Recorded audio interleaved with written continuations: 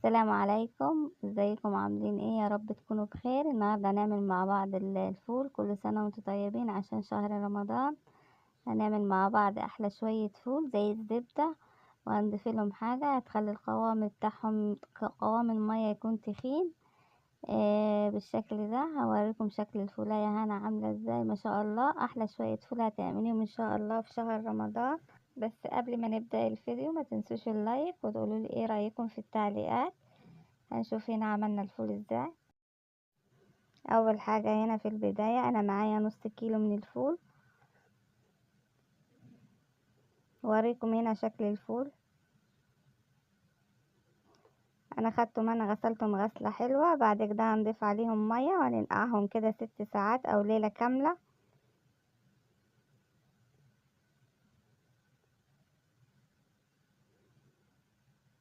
انا كنت هنا سبتهم ليلة. ده شكل الفول بعد ما سبته ليلة كاملة. انت لو جبتيهم لينتيه يعني بالنهار على الاقل كده 6 ساعات.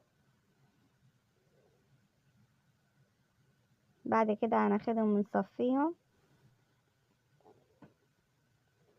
بالشكل ده. بوريكم شكل الحباية عاملة ازاي بعد ما تلينه يعني ليلة.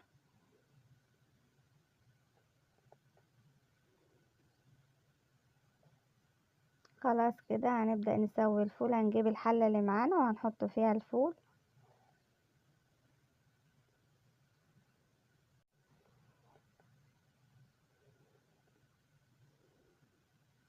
انا معايا هنا نص كوباية من الفول المدشوش. انا كنت غسلاها هنا ومصفياها وحطها في الكوباية ومعيراها يعني نص كوباية.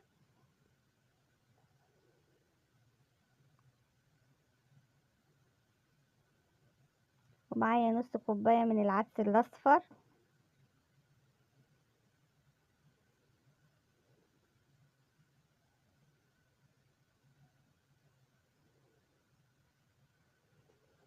ومعايا هنا واحدة طماطم، طماطمية يكون حجمها كبير.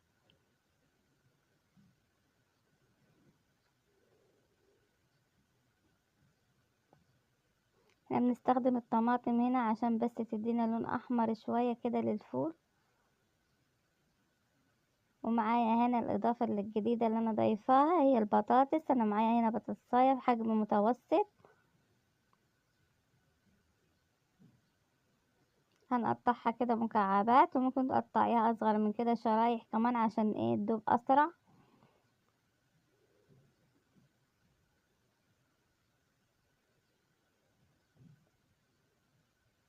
ومعايا هنا معلقة صغيرة من الكركم، دي برضه عشان تدي لون اصفر.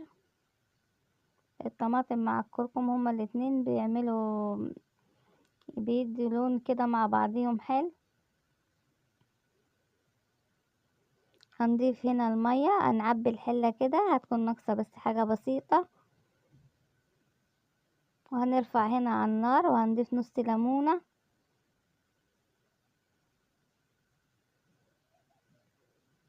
وهنغطيهم كده وهنسيبهم على نار عالية. وخلي بالك كده اول ما يبدأ يغلي هتهدي النار عليه.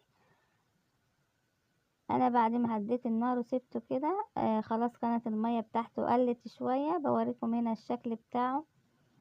تقلبي فيه ما تنسيهش يعني تغيبي كده وتقلبي، يعني تسيبيه كده ساعة ولا حاجة على نار هادية وترجعي تقلبي. انا كنت حاطه ميه بتغلي على عين البوتاجاز التانية. انت دايما تحطي ميه كده وتسيبيها على نار هادية، وكل ما تلاقي الميه بتاعته قلت تضيفي منها. ما ينفعش تضيفي الميه الباردة، تضيفي ميه سخنة تكون بتغلي. انا هنا ضفت الميه وهسيبه يكمل سوا على نار هادية. متعليش النار عليه وتغيبي كده وتقلبي فيه. انا كان هنا برضه بعد ما حطيت الميه كانت شرب. فبوريكم هنا الشكل بتاع الفول.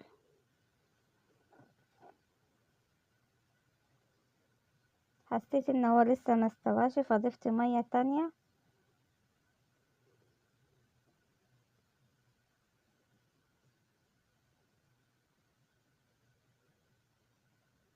وهنقلب كده تقليبه. هتلاقي القشر بتاع الطماطم كده عام على الوش، هتبداي تطلعيه بالمصفى.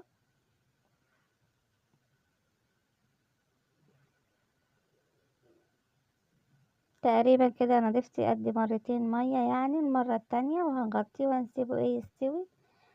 انا كان هنا معايا استوى، ده شكل الفول. حاولي اول ما تطفي عليه يعني يكون المية بتاعته كتيرة، ما تطفيش هو متشرب كده خالص والمية بتاعته قليلة، عشان هو بعد كده بيتخن معانا لما بيقعد. قلت اغرف هنا حبة اوريكم الشكل بتاع الفولاية، وهرسها كده ما شاء الله عليها دايبة، والفول معانا مستوي وحلو. إضافة البطاطس جميلة ما شاء الله، بتخلي قوام المية تخين وبتكتر الكمية. ويا رب الفيديو يكون عجبكم، والسلام عليكم ورحمة الله وبركاته.